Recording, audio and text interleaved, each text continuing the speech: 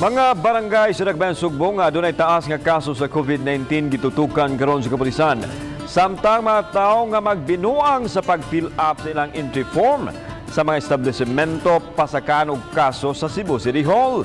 Ano ang report? Pahimangno si Mayor Ediardo Labella sa katawhan nga magtinarong sa pagbutang sa detalye sa mga form nga pasuwatan sa ilangan matag higayon nga musud sa mga establishmento. Mibahad ang mayon nga kadtong masakpang magbinuang pasakaan og kaso sa dakbayan. Subay kini sa nakuhang impormasyon nga naglisod ang mga contact tracer sa pagtultol sa mga tao kay may gamit man og alias ang uban. Kanang maghimo og false entry in any document.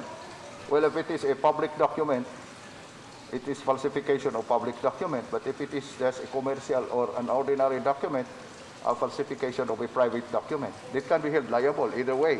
Samtang gitutukan karon sa kapulisan ang pagbuyag sa mga tao sa kabaranggayan nga nagsaka nga kaso sa COVID. Naglakip kini sa barangay Bakayan ug apas din gikinahanglan ng higpitan ang pagpatuman sa basic health protocol. Ato sila gi-distribute ron on the 3 stations, specifically sa Station 4, where Barangay Apas is located kay based on the contact tracing to added to ang daghang new cases. Karong adlaw gisugda na sa pag-deploy ang 128 ka masakop sa Task Force Kasaligan nga motabang sa mga pulis pagpatuman sa protokol.